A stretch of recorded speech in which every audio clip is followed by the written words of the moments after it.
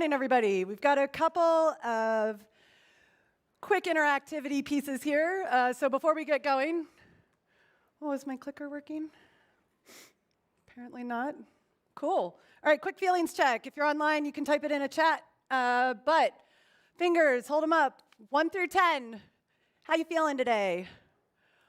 I'm at an 8 because I saw some stuff when I went for a walk this morning. All right. Cool. So now for something completely different, because I am not your average individual. I'm sure you get that spiel all the time, so let's all brace ourselves, myself included. My name is Rebecca Goodman, and I'm the Chief Digital Officer for the FDIC. Oh no. I swear I know how to work a clicker, I promise. All right, so I give up. All right, my talk is originally called Revolutionizing UX in the Regulatory Institutions, A Journey of Innovation. But I have changed it to the budding journey of innovation. And the reason that is because before I was hired, they didn't have anybody running their digital properties. So it was a very unique thing. But before we get into that, what do you all know about the FDIC? Do you know what the FDIC stands for? Show of hands. Ooh, what does it stand for? Anybody who's got their hands up? Federal Deposit Insurance Corporation. Excellent. And do you know what we do? Right. Okay, so we insure deposits, but for those that maybe want a more in-depth definition, and my boss gave it to me in plain language, so I got to read it, I'm sorry. We issue banks insurance based on the size of insurance deposits, or based on the size of the deposits that the banks insure. Banks agree to certain restrictions on what they can and can't do with their money, and if the bank fails, the FDIC arranges the sale of those assets. If a bank does not cover the whole purchase or the whole amount of the deposits that the bank has, then the FDIC steps in and covers the rest of the deposits, which means your money is always safe if it is in an FDIC-assured account. So now that we've gotten that out of the way, let's take a journey, okay? How does digital fit in here? Come with me on this crazy beginning of a journey, and we'll talk about it. So let's set the scene. Imagine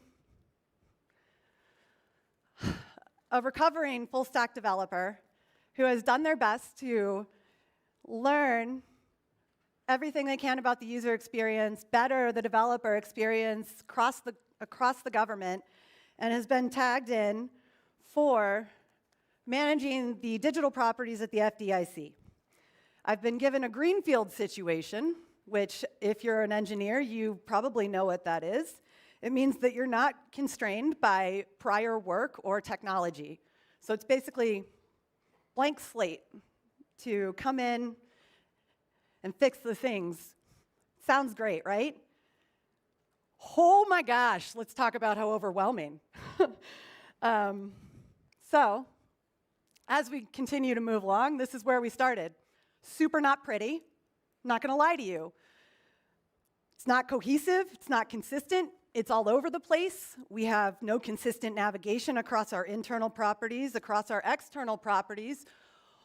It is hand-coded.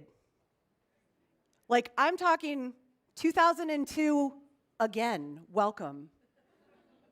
Yeah, and on the surface, if you go check out FDIC.gov, it looks the exact same right now. I'm not even gonna lie to you, but that's on the surface. Underneath, we are actively migrating to a content management system, FDIC.gov's first. Big deal.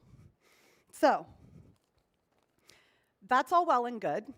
I'd love to talk more about the tech, but that's another discussion. What I really want to talk to you about is the team, where we started. And you can tell none of my designers helped with this because stick figures, you know what I mean? So, when we started, we had 5 people. I had one person who ran the intranet, one person who was in charge of FDIC.gov, somebody who ran the social media, a person who was a digital media specialist, and basically a catch-all for any stuff that most people didn't really want to do in our office, and then myself. And I was charged with figuring out how to move us forward from 2002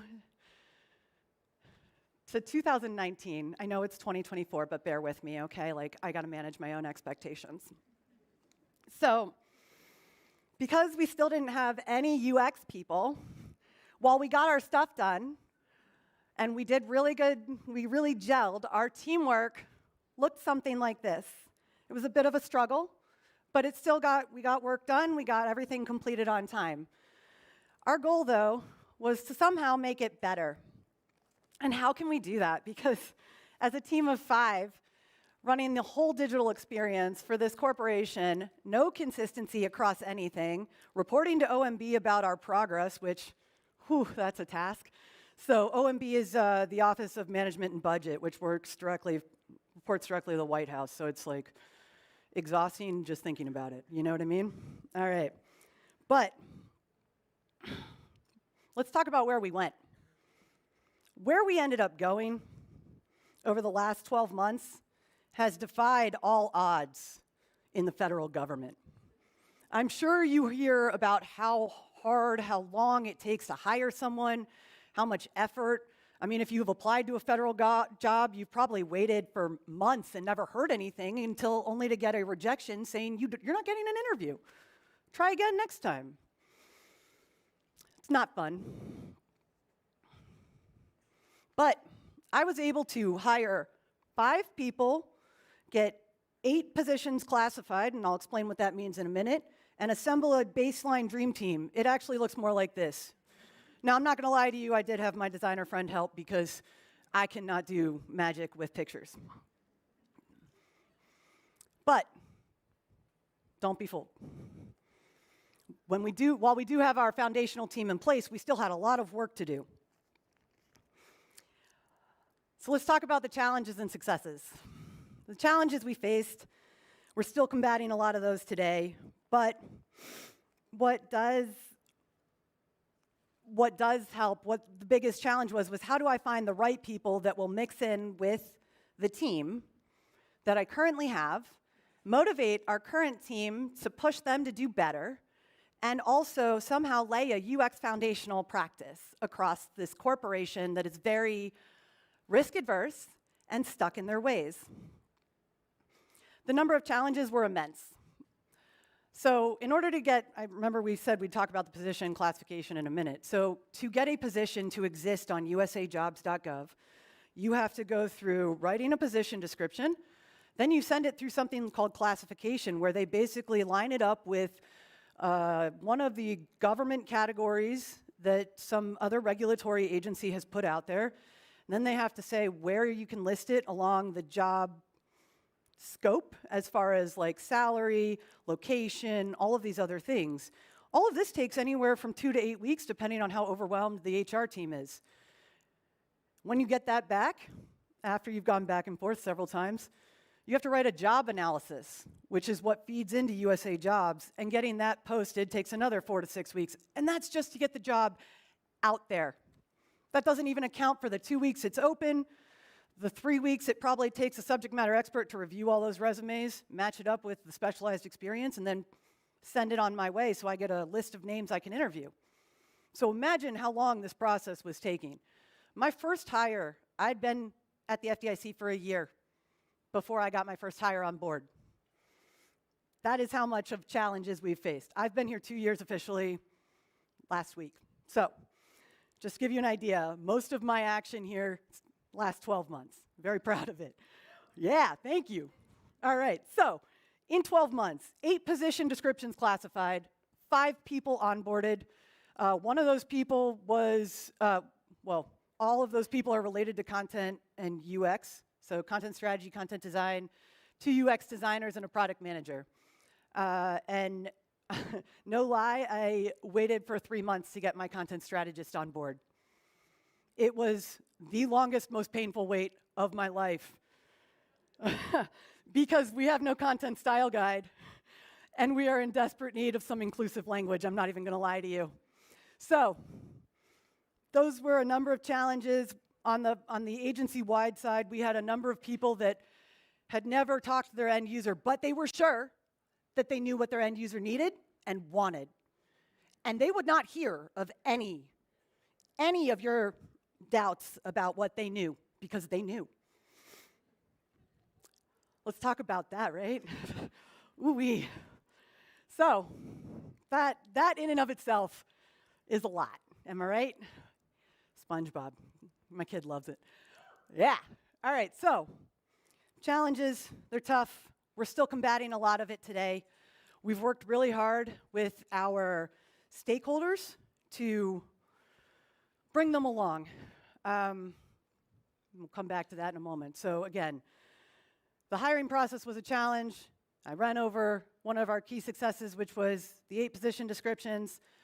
5 people hired. I have 2 job announcements getting ready to go out in the next week. Fingers crossed one's posted today if HR got my message last night. We'll see. And those are for developers so that I can get them on board so we can finish building out this whole experience. Because now that we have a design system, which was one of my successes, yeah, we're getting ready to implement that this summer across the board. Consistent look, feel, at least for FDIC.gov, and then our intranet, and then we'll take the world by storm. But the other thing that we tackled was the siloed way of working that our stakeholders seem to come to know and love. And we've brought a few people along. I think Rory was saying when I was sitting in the sidelines over there, things don't change overnight, right? And government changes even slower than those things that don't change overnight. I would multiply it by 3. That's just me. But we've gotten some stakeholders to start to accept that the concept of user experience research is a much needed tool and a much needed data set that they need to take a look at, as opposed to just assuming that they know what their end user wants. So much so that they've started building it into contracts that they put out on the street to get work to come in. Key success. I'm not going to lie. That took a lot of work. But I'd love to tell you that I have it all figured out, but I don't. I really, really don't. But there is only one simple strategy that I can give you that I have used to get as far as I am today.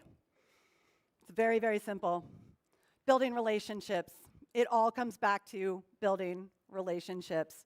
What we can learn from our peers and our stakeholders across the corporation, what we have learned, what we've applied, how we can leverage them and their newly found education on UX to help us move things forward. So we are slowly but surely driving change in a financial regulated space. Super fun. Yeah. So wrapping up, I promise. So conclusion, let's talk about just recapping the key points. Richard Gilmore said it best, the insurance man, the OG, right? Yes. One builds relationships based on trust and fulfilling the client's needs. One doesn't score deals in the insurance business. Excellent. Relationships. Assemble your dream team. Yeah. All right, so what's up next for us? We're going to manage the change together in a traditionally siloed organization, and we're going to break those silos down. Cha! I promise I did not stretch before this.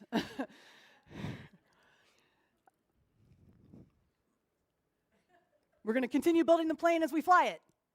Because who doesn't love that job, right? Not stressful at all. Yeah. And we're going to integrate new practices while navigating these regulatory requirements, which there are a lot of. If you go to FDIC.gov and you look at financial institution letters, there is a whole host of active financial institution letters. Those are rules and regs that, rules and regulations that the FDIC puts out to help guide banks during times of disaster, during times of stress, recession, et cetera. Whole host of that. So trust me when I tell you, regulatory requirements. Hoo-wee. All right, so final thoughts. I've offered advice that I thought was pretty sound. Don't do stupid stuff. Or do it, whatever. So again, quick feelings check. How you feeling now? 5? Got a couple 5s? 3, 2, 5? Yeah, woo! Okay. I'm I'm thinking I'm getting to a 5, depending on how we do with the questions. So now that we've done all that and we've had the feelings check, let's discuss. What's up? Anything you all want to know? That's incredible. That is really good. Key success, building relationships with you. This is why they say I don't get out much. Yeah. One more round of applause. This is not an easy job to make a change in a regulated environment. I worked for a city for 16 years. Yours is a lot harder. So great advice. Thank you. Build a relationship. Oh, for sure. Yeah. And influence. Let's see. How to manage building relationships and stay away from the political environment. Whew. I didn't expect you all to come with the heavy stuff so quick.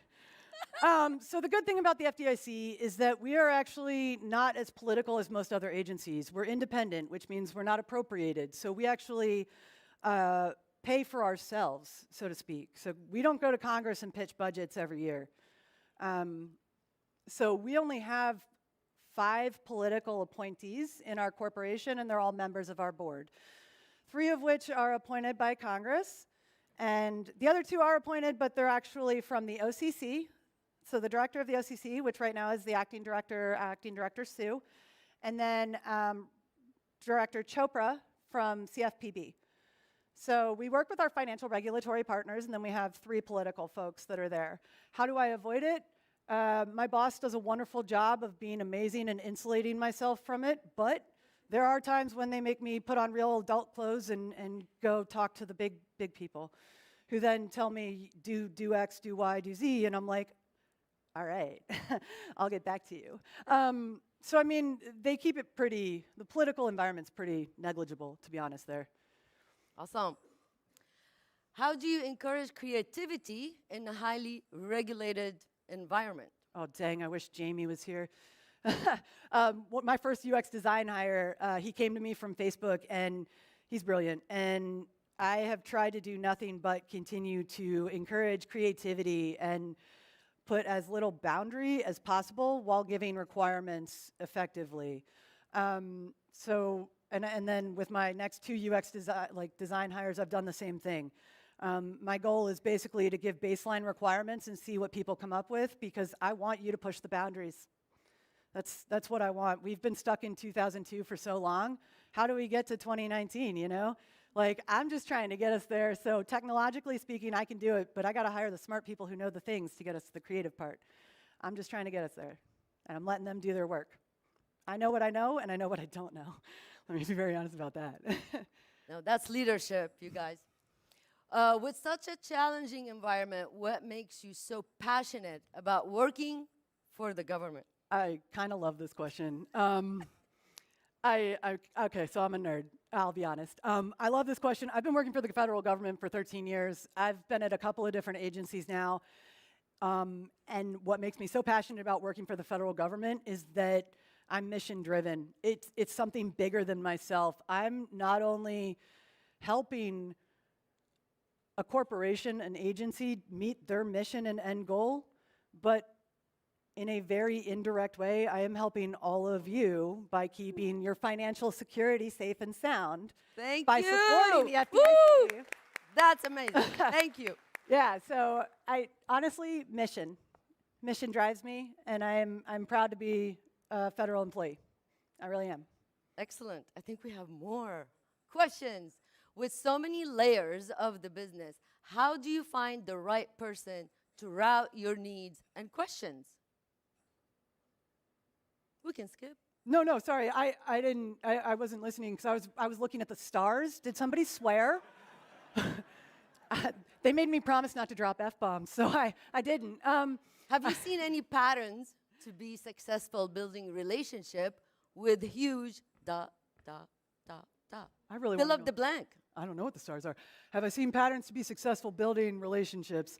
Yeah, there's been quite a few different patterns. Most of them are like, okay, let me go So I got a list of people when I first started to go talk to that would be key people that I could probably start with to get navigation points from. One of my first stops was in our security office, privacy and security, so that I could start getting any needed tools through that very arduous process. There's a lot of NIST regulatory controls that every federal agency has to abide by. Yeah, so I first went and made friends with that guy. His name's Chris Van Buskirk. He's a wonderful person. And I met with him one-on-one. We talked a little bit about work, talked a little bit about past history. He worked at DHS at one point. I also worked at DHS at one point, so shared connection points. And so basically, long story short, TLDR, schedule the one-on-ones, the virtual coffees, introduce yourself, find some connection points. That point where where two people can align is that beginning of a beautiful relationship so that you can move forward. Now I Teams message him like once a week asking him questions about who to talk to for this, that, or the other. And that's how I largely made it through my first year, is by building those relationships like with him and others and then moving forward. Building a relationship. Yeah, it all comes back to that. Definitely. Now, how do you secure budget? How do you secure funding? How do you keep your team motivated? Oh, that's a great question. How do I secure funding? So we are self-funded. I have to go and make my pitch to my bosses, who are wonderfully supportive, and then sometimes I will go and make the pitch further to our vice chair and our chairman if needed, which is part of our board, to basically say, like, here are the reasons why we need this. Sometimes I just come up and I show them my computer screen of our intranet, which literally, it's a lot. So, as I mentioned 2002 earlier, this is like 1999. It's organizationally organized, like it's organized based on division and office and not based on intuition. So if you're looking for benefits, that's in the division of administration. I didn't find that for the first 3 weeks that I was there. It's cool. But yeah, so sometimes I just go and show them a picture and I'm like, I need to make this better. Please give me money. But I have some better talking points that are a little bit more appropriate and sophisticated. Oftentimes, though, due to the fact that my bosses are very supportive, I don't have a large problem securing funding. So I'm sorry that answer was kind of weak. I'm jealous. I'm jealous. Which question would you like to answer? I feel your struggle. I don't feel struggle here. I feel like she's really on it. She's key successes she accomplished already. It's a long way to go, though. 2 open position coming up, you guys, just saying. So can you talk a bit more about what things you have done to show the value of UX? Actually, this picture pretty? I don't think that's what you've done. It's not making a picture pretty. We've automated several processes to the point where we've the half of FDIC.gov that is in a content management system. We have increased the delivery time from 30 minutes to an hour to about 7 minutes. Amazing. So that's pretty cool. Yep. And then we've also done a number of things with different applications across the corporation that work with or for bankers. We've done user research on our bank find application, user research around our intranet that we're going to revamp. And yeah, that was a 6-month ordeal. But the good thing that came out of it was a design system. And we're gearing up to implement that soon. So consistent look and feel, consistent experience across. Oh, why do people get twitchy about CMSs? Everybody's got opinions. To me, it doesn't matter what CMS tool you're using, it's the implementation. Because I have experienced really good implementations of some of the worst tools and really bad implementations of some of the best tools. With that being said, we're using Drupal because it's open source. We can contribute back to the community, which I am a big proponent of, and it's easy to extend with all the contrib modules. So we went with Drupal due to the large data sets we're going to have to manipulate. So the person with the mouse. Oh. What went into creating a new design system? Was there any research? Oh. Stop moving the mouse. I'm trying to skip those. No, you're good. I'm sorry. I'll read them out loud. I got you, fam. So I'm that person, don't worry. No. There was a lot of research, actually. Not only did we talk to our top line leadership, we talked to everyone from all of our regional offices, all of our divisions, across teams, from top to bottom. We talked to entry-level financial institution students who are just going to get their commission as a bank examiner. We talked to people who have been out in the field as IT people or supervisory examiners. We talked to our CIO. We talked to a number of people, literally top to bottom across all regional offices. And we are a nationwide corporation, so we have 6 or 8 regional offices. Our one in New York is actually in the Empire State Building. Nice. That's a fun fact. Yeah. Cool. So a lot of research went into it, and then we used that research that we took and we compiled it. We created a design for FDIC Net, and then from there we used all of that information to drive this design system. The color palette is a lot softer on the eyes than what we're getting in FDIC.gov right now.